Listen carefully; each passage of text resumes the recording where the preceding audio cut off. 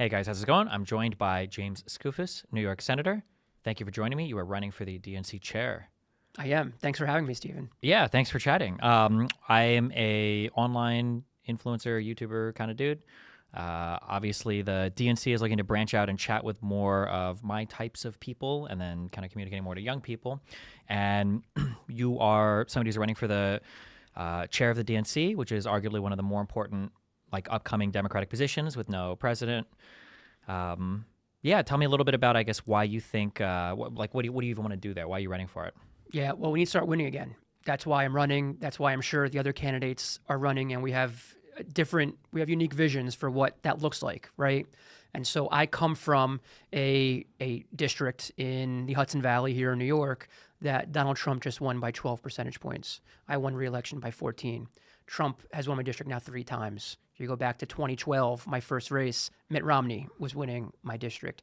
And so, winning is not some theoretical exercise for me. I go out with my team and we do it every 2 years in really difficult terrain. But just as importantly, there are these 2 camps that have seemingly emerged following the election a couple of months ago. You have the first camp of folks, Democrats, who feel we were up against these global economic headwinds. We were up against these global anti-incumbency headwinds. We had a very short 107-day runway. That's my camp, yeah. Okay. Yeah. Well, You're gonna tell me why you disagree with it so much? And that last point, by the way, is very true. Challenging circumstances, but the point in that the takeaway from the first camp is we don't have to change much. Mm-hmm. A few tweaks here and there. We'll be back at them in a couple of years. I am decidedly in the second camp, and this is also in part why I'm running.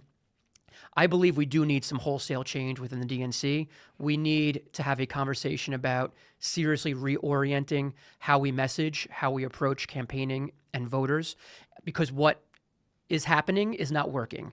And some of it's prompted by 2 months ago, but a lot of it is really a long time coming. And look, you have to go back 16 years to 2008.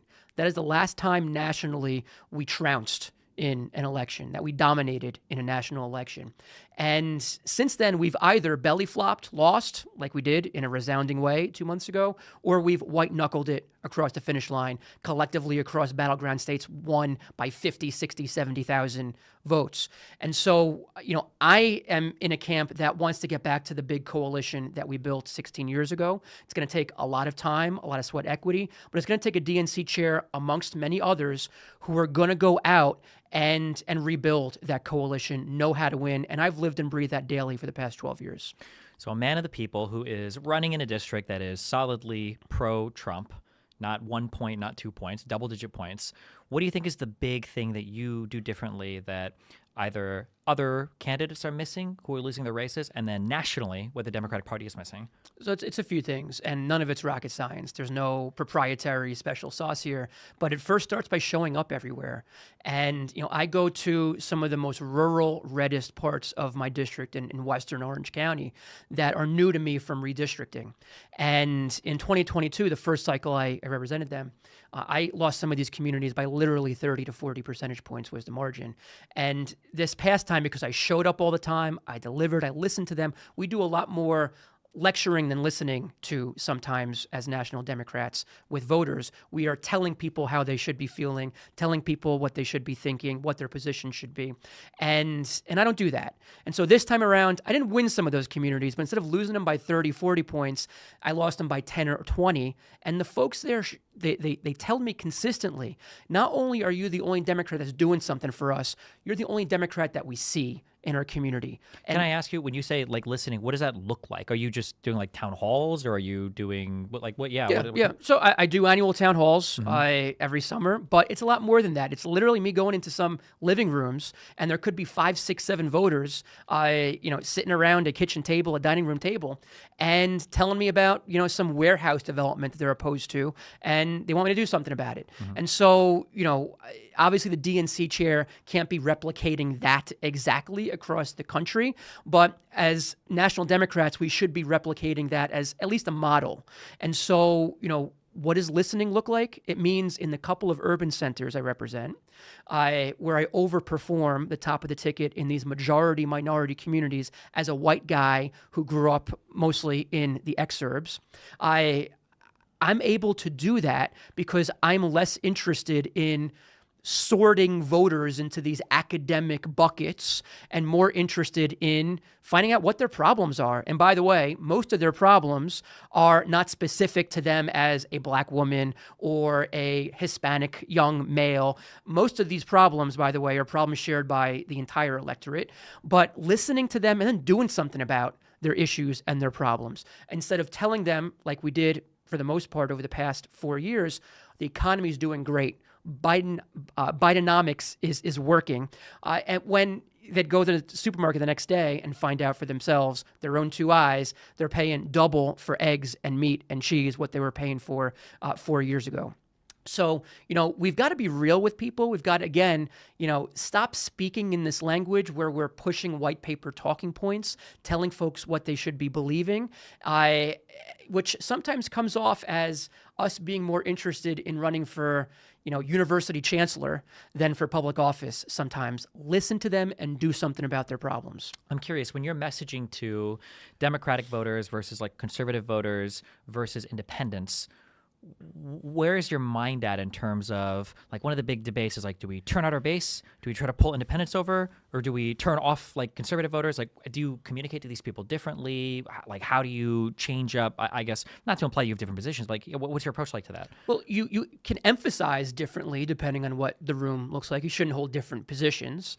But if this lesson taught us anything, it's that the base and persuasion should not be mutually exclusive in these campaigns, because yes, we saw in a lot of the suburbs, a lot of the exurbs where there are many persuadable voters, we certainly lost ground there compared to 4 years ago. But also compared to 4 years ago, we saw a precipitous decline in turnout with some key elements of our base. Yes, there's a major problem with AAPI voters who have shifted away from us and towards Republicans and Trump from 4 years ago. But broadly speaking, among especially black voters and non-young male Hispanic voters who are not located, including also along these border communities, there was just really, they stayed home. There was a turnout problem.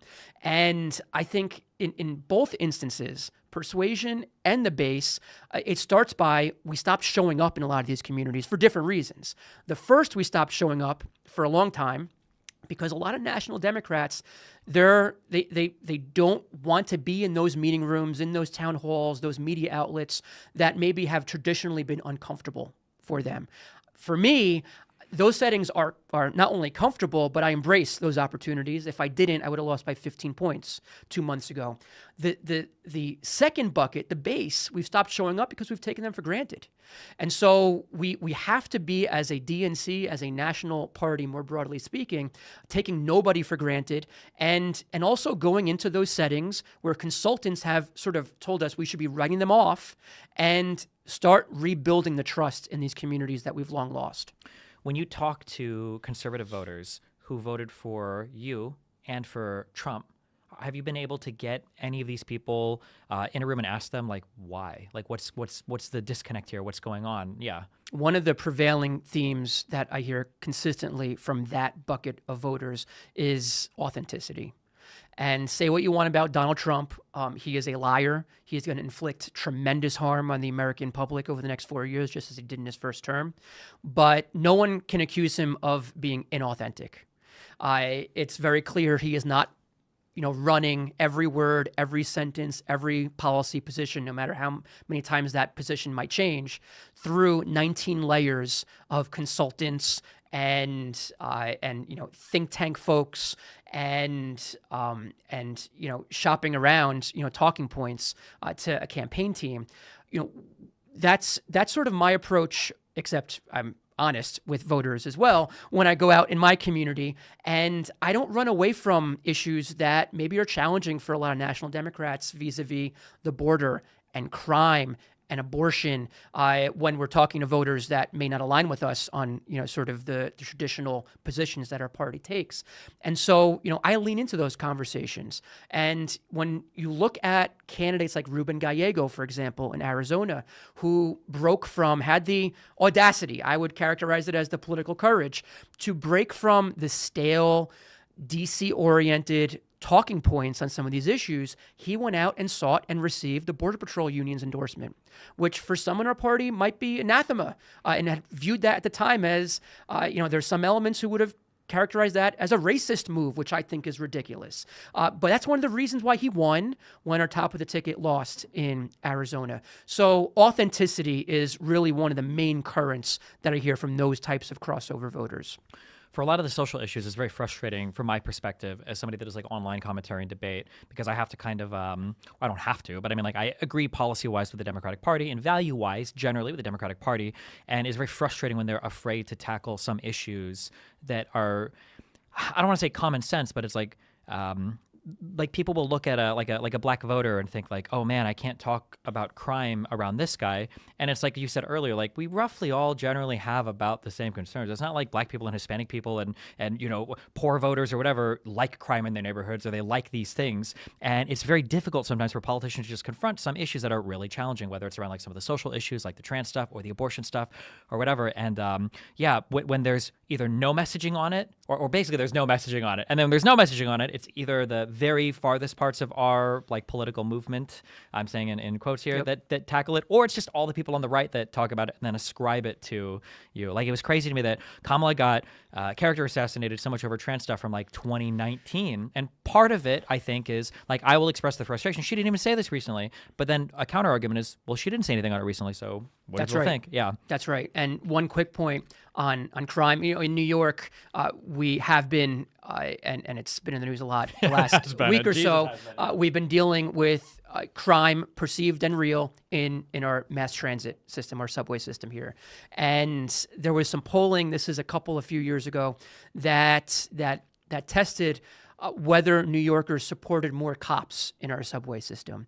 And one of the highest polling demographics that supported more cops in our New York City subway system were Black New York City residents. Mm-hmm. And so to your point, there is, I think, this misconception because we do hear from the activist base, what some people might refer to as the fringe, who speak for these larger buckets, these larger demographics, and quite frankly aren't speaking accurately for them. But I do believe as a Democratic Party, we should be far more concerned with the second category of the problem that you just outlined. And the transgender conversation is the perfect, most recent example for it. This is obviously a set of issues that the other party is obsessed with. Yeah. And there's no debating that. You look at the TV ad buys, you look at the rallies, the Republicans and Trump are the ones obsessed with the transgender conversation, not us. Mm-hmm. But we, as a national party in many ways, ran away from the conversation and left this vacuum for the Republicans to fill. And living in the sort of traditional exurban subdivision neighborhood that I live in, surrounded by a lot of either apolitical or not political in a major way, neighbors that I live around would come up to me and they'd ask me, because they know I'm obviously the state senator involved in Democratic Party politics. What's going on with this transgender girls in sports issue? I have a daughter; she's about to go to college. Is she going to get her lacrosse scholarship? And people, right or wrong, fair or unfair, there are many just good people who were fearful of what was being discussed because they've been fed misinformation by the other side in this vacuum. And one of the first things that I tell them to calm them down is, Utah, can't get much redder than Utah. The Utah government commissioned a study to look at how many transgender girls were participating in girls' sports in schools in Utah. You know how many there were in the entire state? 1. In many ways, this is an extremely overblown issue to scare people. And so we've got to level set with them and help them understand that they're being scared by the Republican Party on purpose for political reasons with that motivation in mind. And so, I do believe that, and let me make this parallel, and then I'll turn it back to you, is 20 years ago, marriage equality was underwater with public sentiment. It was 60-40 against 20 years ago. The Democratic Party political class, from the Obamas to the Clintons, were not publicly supportive of marriage equality. We had to take that conversation to to the American electorate in a very persistent and intense way, such that now, 20 years later, the default position in the Democratic Party is obviously supportive. We've changed the law in this country, and we had a landmark Supreme Court ruling, and public opinion now is 70-30 in favor. That doesn't happen by itself, and it certainly doesn't happen by running away from a difficult conversation. How do you decide as a political candidate when you want to lead the electorate on an issue versus when you want to be listening to an electorate on an issue? Not that these things are opposed, but say that you are the H-1B issue is very popular right now, and New York City stuff having to do with illegal immigration is a very hot topic issue. How do you decide, okay, I hear what the public is saying, and I need to change this thing about my my actual maybe like policy position versus I hear what the public is saying, but I don't think that this is aligning with their values. I need to make a better case for this. How do you decide between those two things? Yeah, so the prime opportunity, in my opinion, to be, I don't say educating the public, but bringing an issue to them in an educational type of way and explaining the merits of a complicated issue. The best time to do that is off cycle, when there's not an election, a week away, a month away. And so we should be doing that now. And to the extent that we're not, and I think we're not in a lot of ways, we need to reorient. And that's one of the major ways I think we have to reorient on these difficult issues, and something I'll do as DNC chair. But during campaign time, when you're being bludgeoned on an issue, like we were on the transgender rights conversation just a few months ago, we have to respond. Yeah. And so maybe that response isn't pure education and informational, but we have to respond aggressively and put up, for example, in 2016, video should have been a TV ad. Donald Trump looking at a camera in North Carolina when they were debating the bathroom bill, quote unquote, in their state legislature that year. Donald Trump looked at the camera and told the world, I don't care who uses my bathrooms in Trump Tower. Effectively, implicitly supporting transgender rights. Now, 8 years later, because it's politically convenient, he's attacking these neighbors of ours, these American citizens. And so, but we didn't respond at all. And that was a problem, obviously. Yeah, one of the big things, it took me a long time to figure this out online. I would wonder, where does all of the talk about these niche issues come from? And there was this, it was like two things. One is people kind of like refusing to talk about it, but two was it wouldn't be the number of people who might support it, but they would defend the person supporting it. And so you end up in this world where there might be an insane issue about like a particular topic, and it's like, this is so niche, but there were so many people who felt like they had an obligation, some social obligation to step up and like defend this niche issue. And there are so many conversations where I'll be talking, and so it'll be like, what do you think about, like you did this and that? And I was like, I think this is really dumb. And then you just move on from it. It's very easy to say it's dumb and you move on. If the other person wants to harp on it, then they will rightfully appear obsessed. But yeah, when you run from it, I think, like you said, I don't think that voters can understand all the complex nuances of government, but I think they do feel like genuinity sometimes, and you can feel when somebody's being non-genuine, ingenuine, ungenuine. There's a word. Obfuscating. Yeah, people can see that. Yeah, when you're going for the DNC chair, different people are bringing different strengths. You're on a more local level coming to the DNC chair. What do you think are unique insights that you have, and how would you like to see these things filter out to the rest of the Democratic Party via the DNC chair if you were to hold that position? Yeah, so one of the unique abilities that I bring to this race, given, again, that my perspective is there needs to be wholesale change within the DNC, that's really hard to do because you have a lot of folks who I'm referring to as status quo stakeholders within the DNC and the National Democratic Party. Some of them are consultants, some of them are longtime operatives, some of them are just, very entrenched in their ways. Some of them are DNC members, who again, don't think we need to be doing much more than tweaking around the edges. And some of them financially benefit from keeping the status quo in place. And as someone who thinks there needs to be a significant reorientation, being in the apparatus for 5, 10, 15 years, like some of my competitors, all of whom I respect, by the way, and I know you had Martin O'Malley on earlier, it's a lot harder for someone like that to tell these status quo stakeholders, no, we're not doing it this way any longer. I'll give you one example of a conversation I had a couple weeks ago with a DNC member in Arizona. She was obviously a battleground state. She was explaining to me she was getting upwards of 16 mailers a day in her mailbox. And now, granted, not all of them were from the DNC or the National Democrats. Some of them were super PACs, IEs, but many of them were. And I've run enough campaigns. I'm 8-0 in my campaigns in very red jurisdictions to know that there is nothing that 16th mailer is doing that the 15th mailer was not already doing in the 14th and the 13th. Yeah. And the reason why we're doing that is because there's some mouth to feed on the other end. Every consultant gets a 15-20% cut for every mailer, every TV ad that's produced. And a lot of these vendor contracts at the DNC, if we're being honest, are friends of a congressman or someone who's otherwise well connected.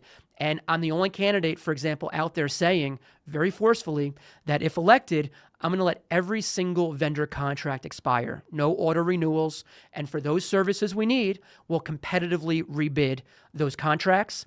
And if you want to do business with the DNC, with our National Democratic Party, you're going to earn that business with honesty and by providing value, not through some special relationships that you may have in the organization. So yes, I know how to win in really tough areas. I know how to fundraise. I'm one of, if you ask around in New York, I'm one of the strongest fundraisers in New York State politics. I know how to have those conversations with donors. But importantly, I'm uniquely positioned in this race to shake up the DNC in a way that the others I don't believe can. Have you ever had anybody from the DNC like reach out, or do you get other politicians that are like part of the establishment, not just like on a personal level, but reach out and ask you like, hey, you have a lot of success, both down ballot and in a red district. What are you doing? I guess to try to like take whatever's working there and then duplicate it in other places, or do you feel like the communication is kind of shoddy? Prior to this race, no. I'm certainly having a lot of those conversations now. In New York, that I've had similar conversations with folks at the state committee in New York and sort of other elements of Democratic Party politics in the state. But nationally, no. And look, there are a lot of other folks who run federally. In my area, Pat Ryan, Jared Golden. In Maine, I mentioned Ruben Gallego before, Jackie Rosen, who won an important seat, re-election in Nevada. There are plenty of others who significantly overperformed the top of the ticket. So I don't own, again, this proprietary sort of secret how to be successful in difficult terrain. But of the folks running, I'm the guy who comes from that background. One more personal question. We can talk more about the DNC stuff. Do you, when you go to run for a chair like that, do you ever worry that your constituents look at you? I've always wondered this for more local kind of races. Do you ever worry that your constituents look at you as somebody who's trying to upgrade or abandon them, or is that like ever a concern where you're like, I'm trying to run for this, and like, oh, you don't even want to? Yeah, I'm just curious how that. No, so the response locally has been interesting. So I represent a little over 300,000 people. We have large state senate districts in New York, and I was interested to see sort of what the response to this would be from my constituents, and it's been refreshing. Not just Democrats who are excited that their state senator is bringing sort of our Orange County brand of politics to the national stage, but Republicans are interested in this campaign because, look, my message is the Democratic Party needs to sort of branch out. We've got to return to the once big Democratic tent and coalition that we used to have. And amongst a lot of center and center-right voters who vote for me, they want to see the Democratic Party return to that once big coalition that some of them were a part of. And so the response has been overwhelmingly positive from the folks I represent now. So we're not quite in New Jersey, but I feel like New Jersey was part of, well, I haven't asked you your opinion on this, but I would consider it a misinformation campaign of stars being UFOs and everything. I'm assuming you don't believe that those were UFOs and you don't believe in the global fog phenomenon. Yeah. When you're talking to, I guess, more conservative voters, I have two parents, very conservative. It feels like they're on another planet sometimes.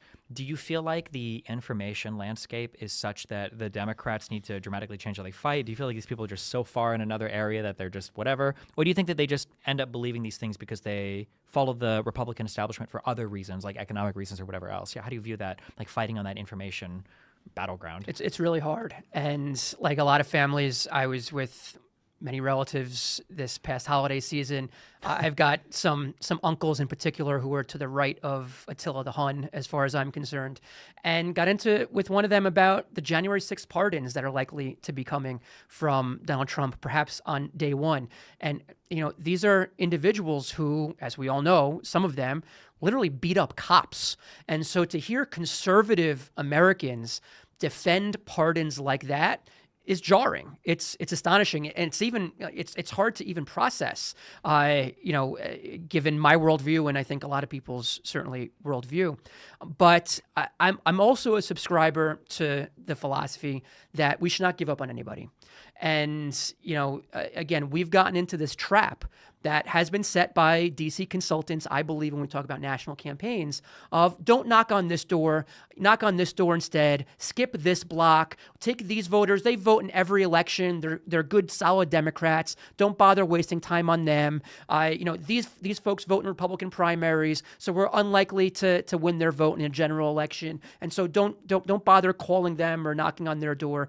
And we've given up on the large majority of the American electorate, in my opinion, whether it's because we're taking them for granted or have given up on them based on, walk sheets that were curated by, folks who live up in an ivory tower and have no idea what the issues are or the sentiment is in most of America.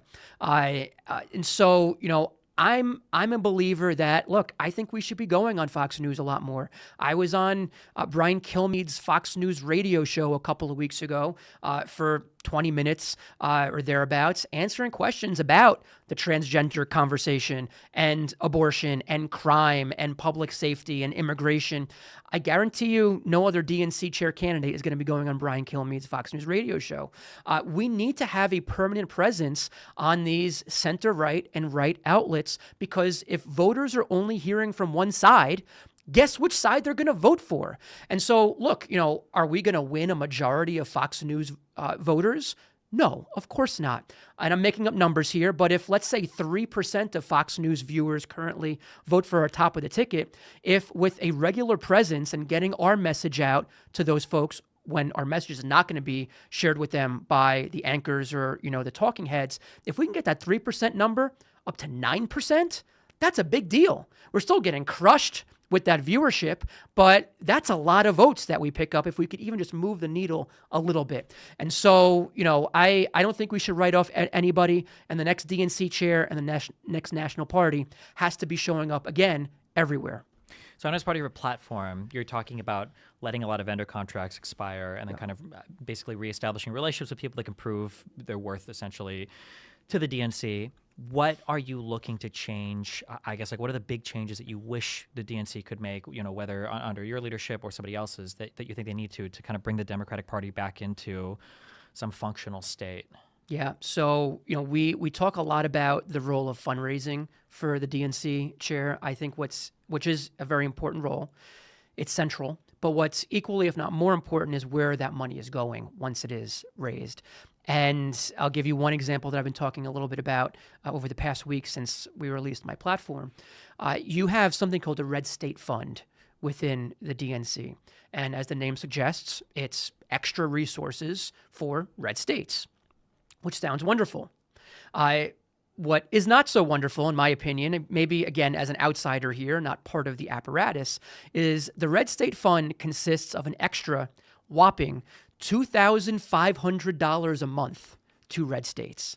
And I don't know about you, but we are not rebuilding coalitions and winning statewide again in places like Iowa and Missouri and the Dakotas, places where we, not that long ago, were winning U.S. Senate seats with an extra $2,500 a month from the DNC, an organization that just this past cycle raised literally billions with a B of dollars. What's even worse is that when those red states actually pull off an upset and they make progress and rebuild a bench, they're penalized for it. So in Alaska, as many folks know who follow politics, in 2022, we won the at-large congressional seat. Mary Peltola won an upset win, and we had a wonderful, for one term, unfortunately, Democratic congresswoman from a red state, Alaska. The minute that she won that seat, the Red State Fund disappeared for Alaska, because one of the criteria is that you can't have over 25% of your congressional delegation as Democrats. And in that case, you only have one congressional seat. And so they were pulled out of the Red State Fund. And so that's the attitude right now within the DNC. We need to very significantly resource those places that have been under-resourced for a very, very long time if we're going to expand the map. And we have to expand the map for two reasons. One, I'm sick and tired of only competing nationally in 7 states out of 50 every 4 years.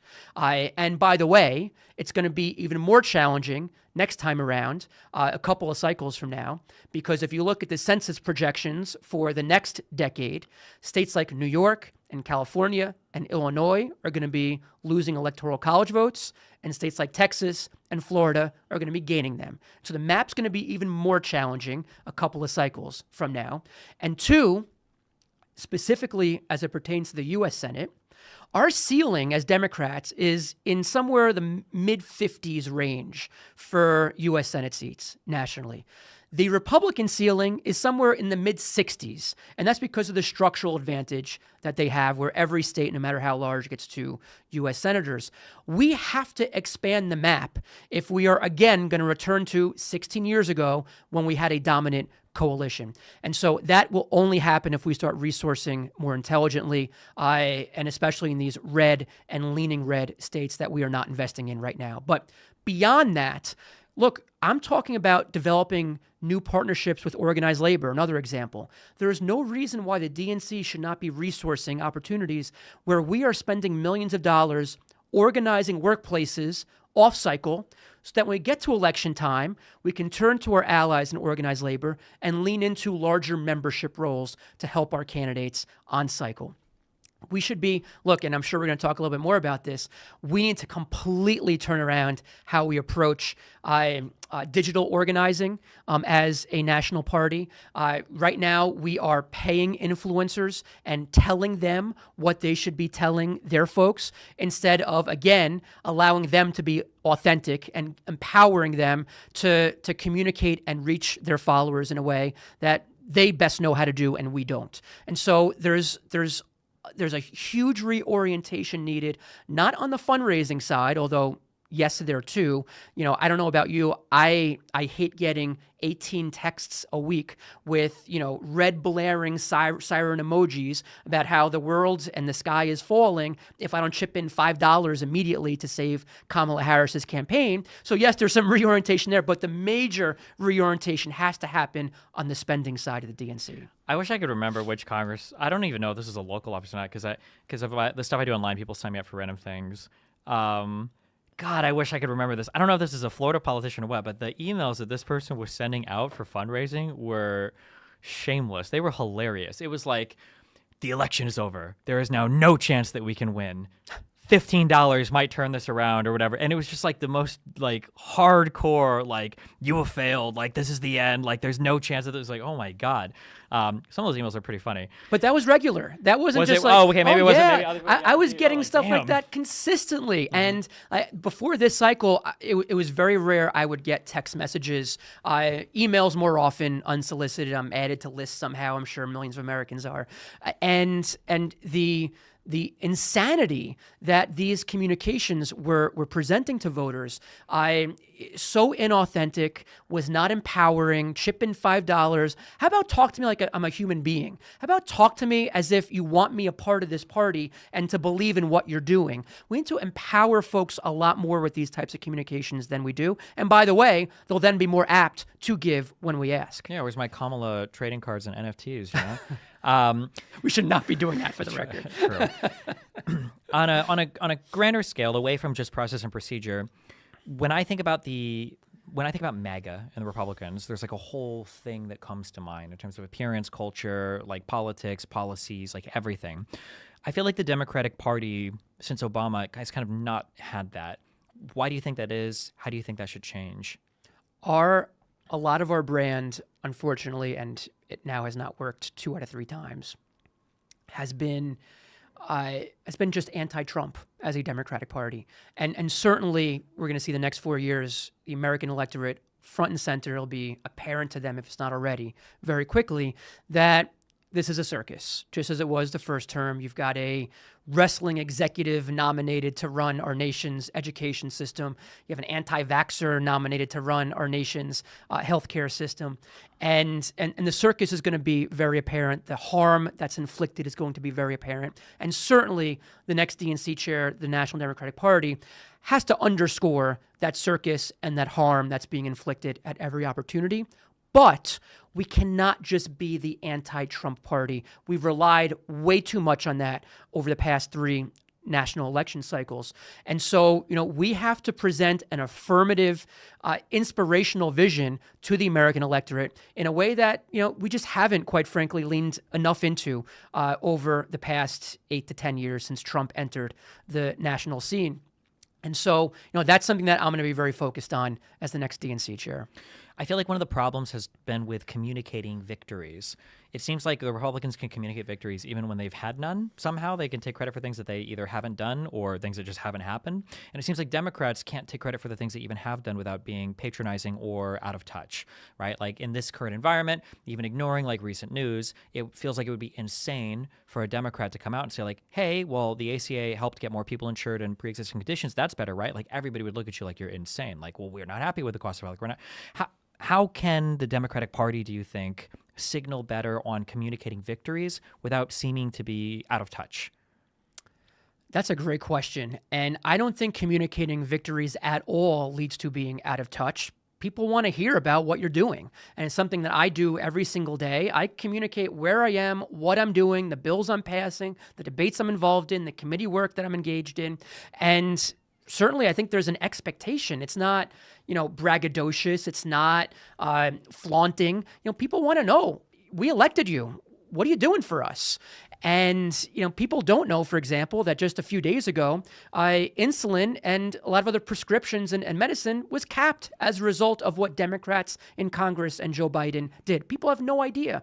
And so, we absolutely do have to be better communicators about what we accomplish. And, I want to circle back to your previous question real quick, too. One of the things that has obviously coalesced when it comes to MAGA and that culture is that is a personality cult that has developed. We don't want to do that as Democrats. First of all, I don't think there is any one personality that we could do that around. But even if there was, we don't want to become that. But there's no question that that the Republican Party recently has out-organized us in a lot of ways. And we'll talk a lot more about this, I assume. But I was speaking with some folks in Ohio, for example, not that long ago, who explained, obviously there was a big U.S. Senate race there. Sherrod Brown, who's one of my favorite senators, lost re-election because, quite frankly, the state has just turned so far to the right over the past several cycles. But something that was eye-opening to me was there were Republicans who were paying young gamers to, while they're engaged in their massive multiplayer online gaming, Call of Duty, whatever, in the chat rooms of these games, they were being paid to shit talk Sherrod Brown. Okay. So they're running laps around us when it comes to these creative tactics, these innovative ways to reach voters.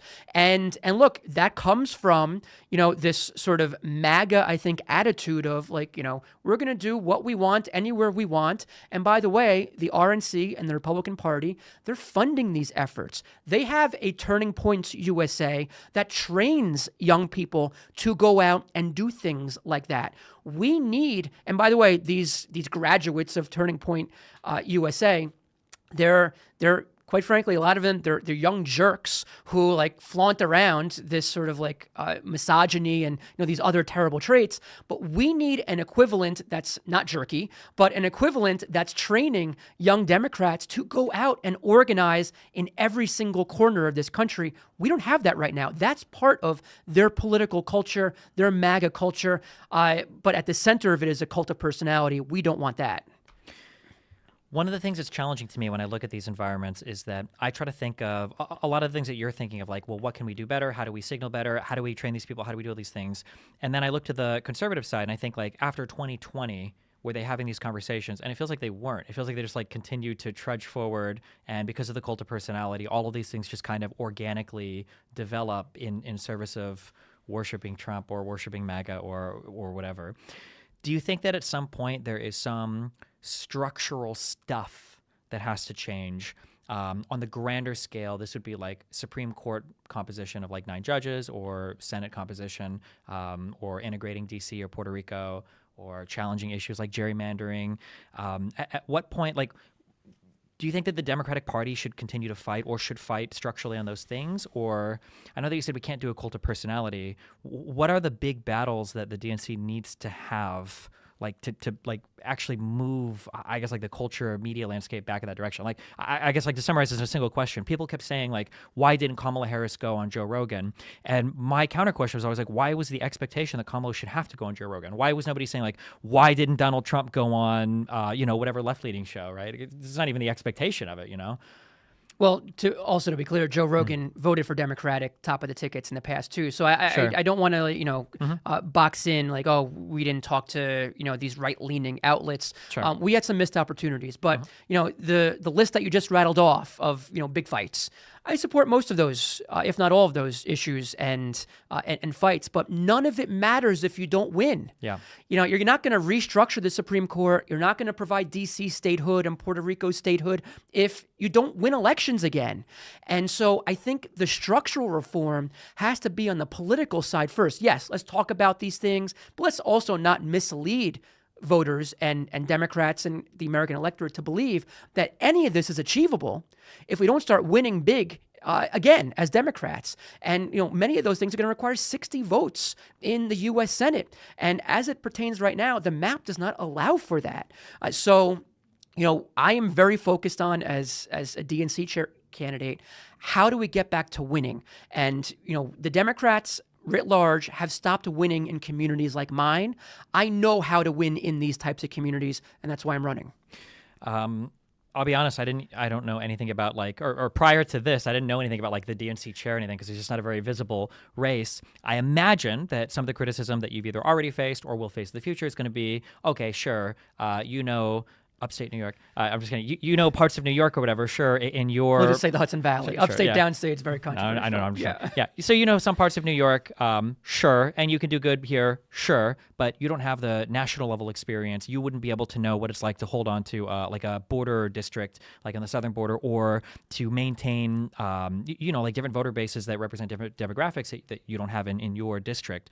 What do you think are, like, big experiences or I don't want to say collaboration, it's such an online word, like meeting of the minds that you've had with people in different districts? What do you think are lessons that you've learned from other people, or how would you counter that sort of criticism that you wouldn't be able to represent the DNC on a national level? Yeah, to be clear, this is not a one-man show here. Yes, there's a single DNC chair, but you've got 448 members of the DNC, and then certainly thousands of party faithful that are in the trenches in these communities you're talking about that are not in the Hudson Valley in New York State, where I represent.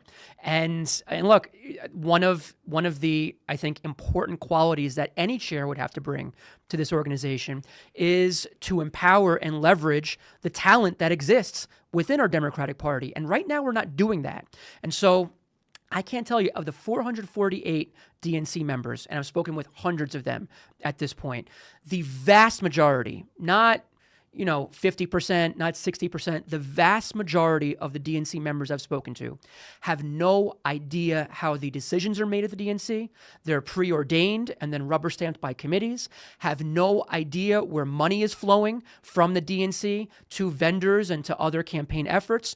And quite frankly, they're told to show up to a few meetings every year and vote on predetermined decisions that were made by a very small circle of DNC members and staff.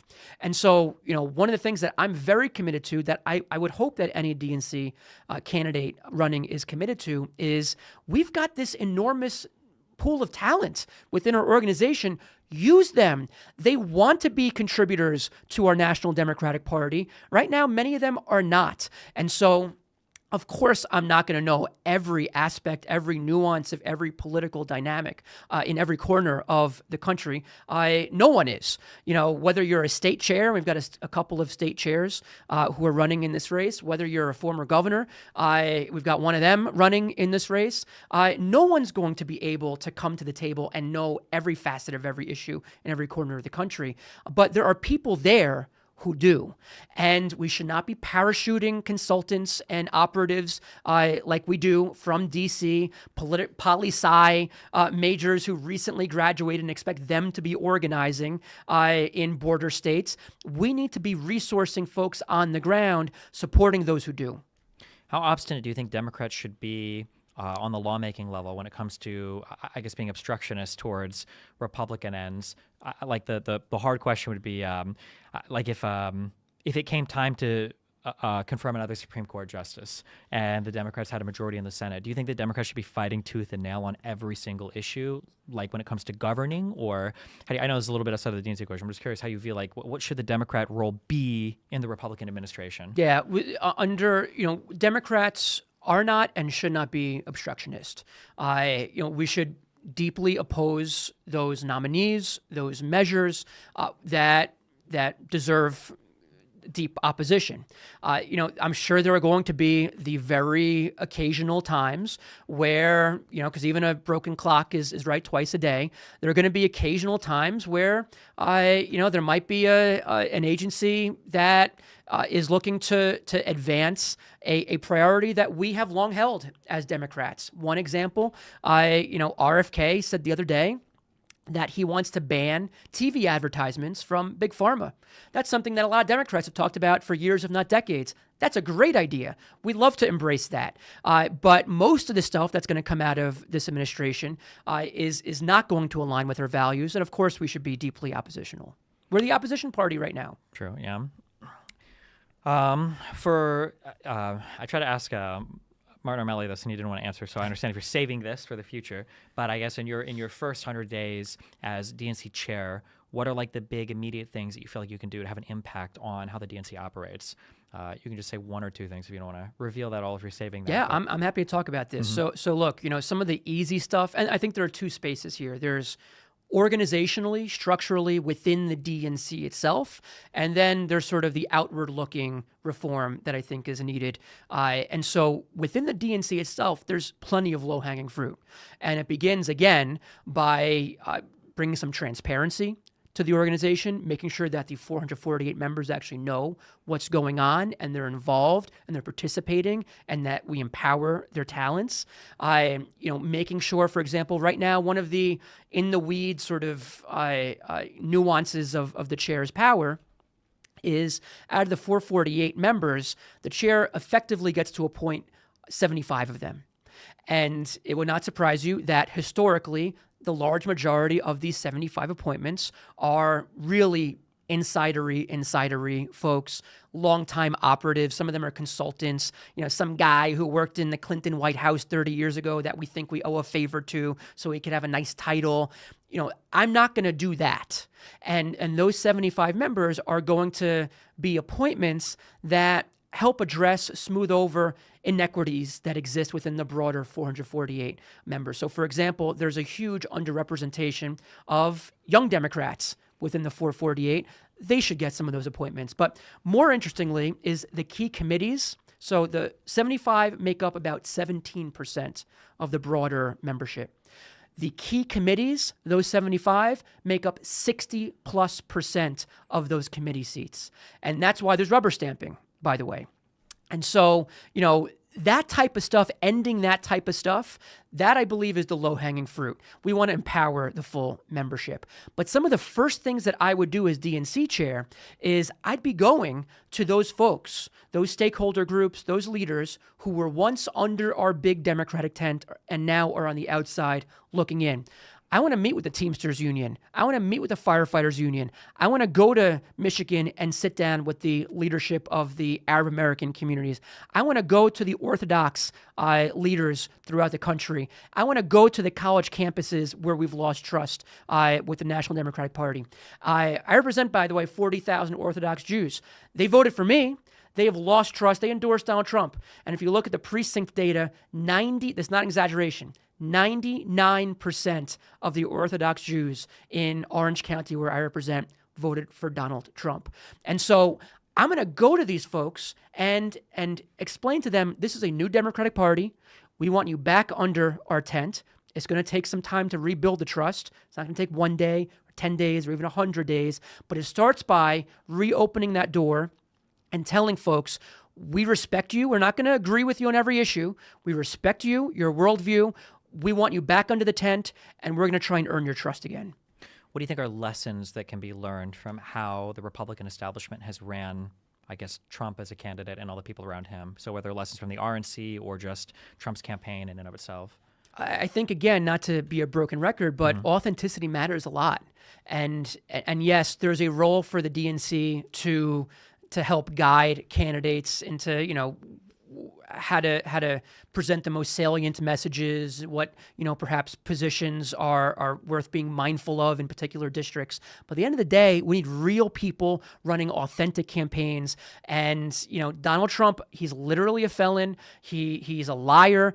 He's someone that, no one can trust. Even Republicans would say this, by the way. No one can trust as far as one can throw him.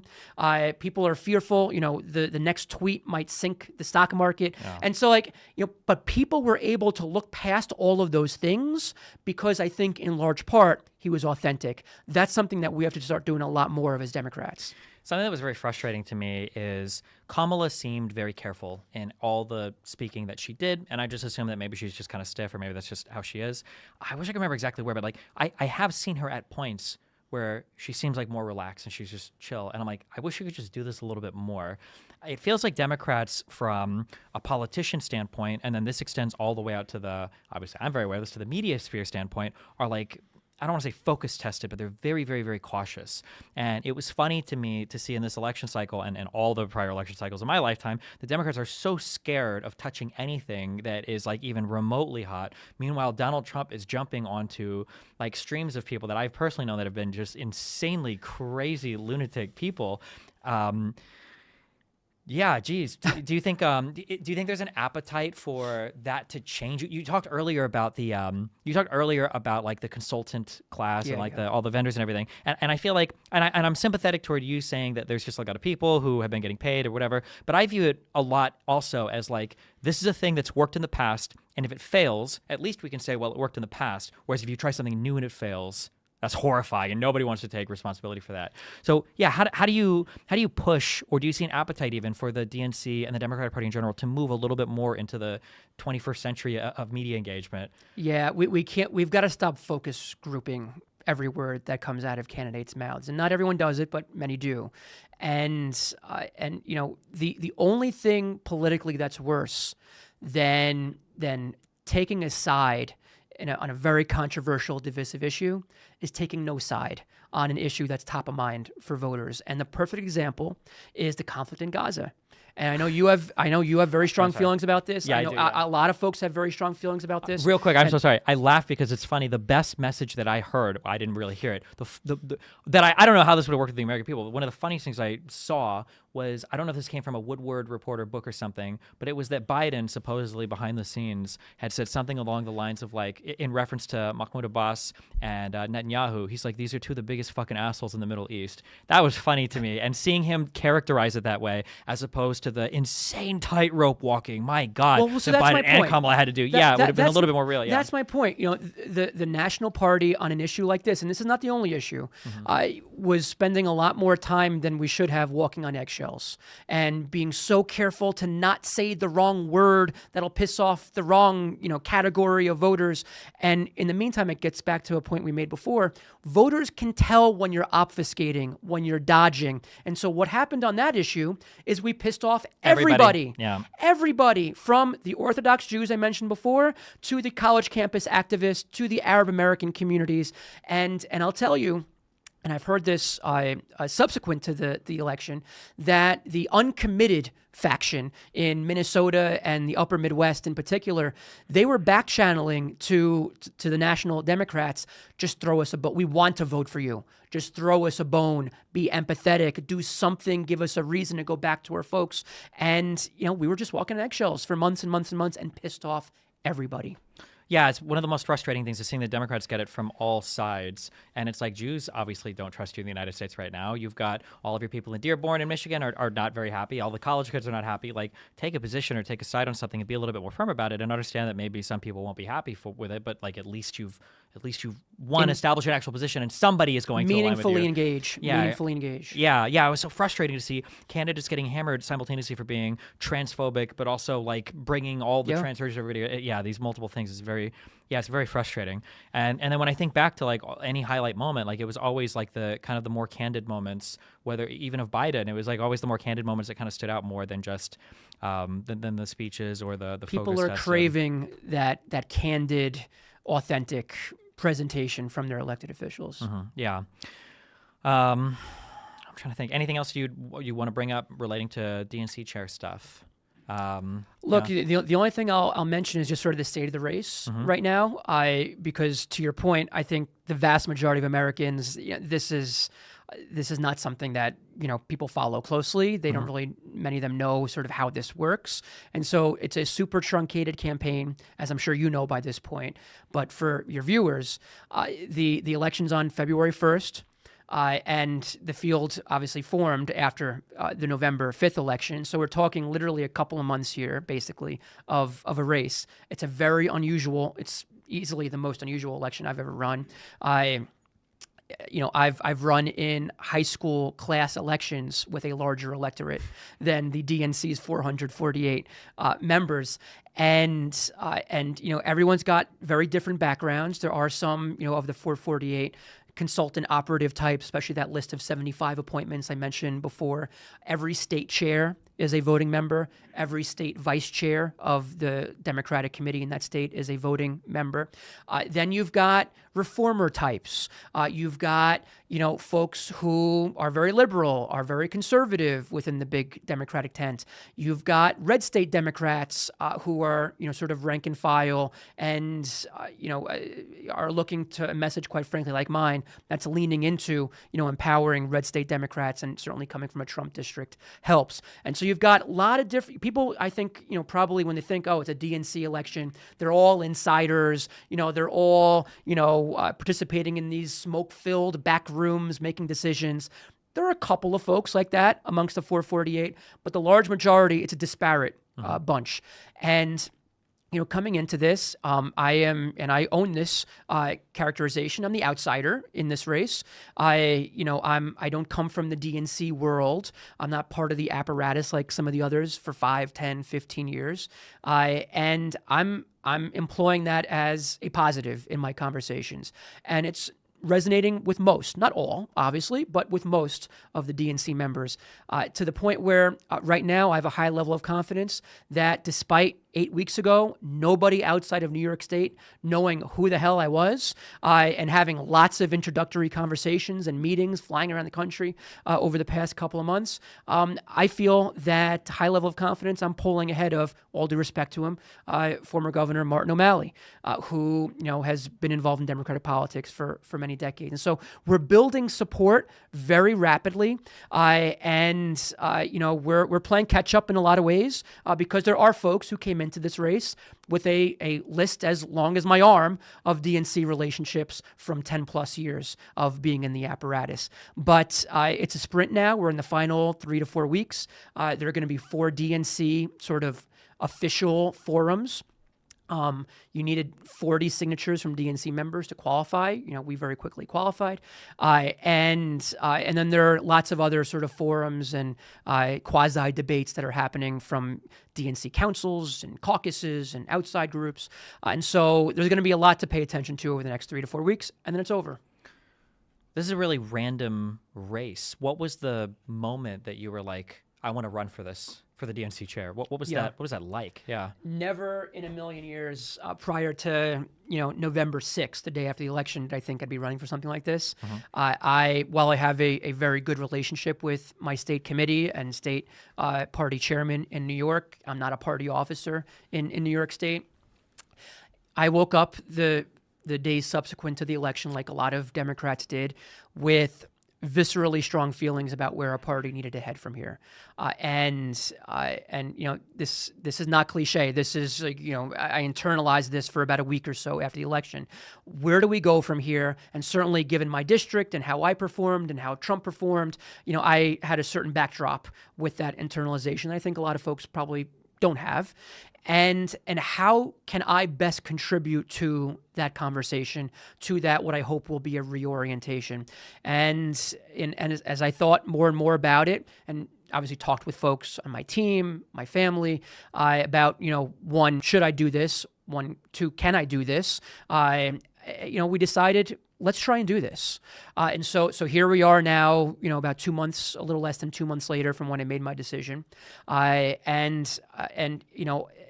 The conversation has been very interesting because it has sort of morphed into, this isn't a left moderate ideological battle within the chair's race at all, which I think is healthy, because if I'm successful, if anyone's successful, we are not, or we should not be, imposing our ideology on the DNC and the National Democratic Party. The exclusive focus ought to be rebuilding a coalition, right, and winning elections. But the schism has been more of a inside versus outside type of paradigm. And certainly I'm in the outside lane and making the case to DNC members that at this moment in time, when I believe, and most people believe, we need a major shakeup within the DNC, you're best suited to see that shakeup if it's an aggressive outsider who knows how to win, not someone who's been part of the organization, part of that apparatus for over a decade. Okay. You talk a lot about being genuine and kind of that voters are able to perceive that. When we were in the back room earlier, you said you grew up on the N64, but you have a Breath of the Wild sweater on. Can you explain the discrepancy there? Well, so I have a Switch now. And I'm glad you brought it up, because there are probably a lot of viewers who can't see the sweatshirt I'm wearing and think like, who's this fool running for DNC chair wearing a sweatshirt? But certainly, no, these are the divine beasts from Breath of the Wild. I am a huge Zelda fan. I grew up on N64, GoldenEye, Smash, Mario Kart were my big three that I played with friends most often. But even still, I do a little bit of gaming here and there. I big Zelda fan, but probably the best game I've played recently, not Nintendo, was Baldur's Gate 3 this past year. So I still dabble a little bit, and worth this for you. Okay, well, thank you so much. I appreciate it. If people want to support you or find out more about your platform or information or anything else, where should they go? Skoufis4dnc.com, but certainly I'm also all over social media. Cool. Is there anything else? We're not like on a hard out unless you are. Is there anything else you wanted to bring up, or anything related to DNC race, local race, state of politics? Yeah. What? Yeah. The only other thing I'll mention, and again, thank you for having me. This has been a great opportunity. Is we also need a generational change within our Democratic Party leadership, and that's not to say we throw everyone who's over 40, 50 years old to the curb. Just like half of them.